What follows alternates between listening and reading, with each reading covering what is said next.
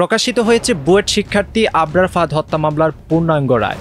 131 পৃষ্ঠার পূর্ণাঙ্গ রায়ের প্রত্যায়িত অনুলিপি গত মাসের শেষ দিকে হাতে পেয়েছে বলে জানিয়েছেন আসামি পক্ষের অন্যতম আইনজীবী আজিজুর রহমান দুলু।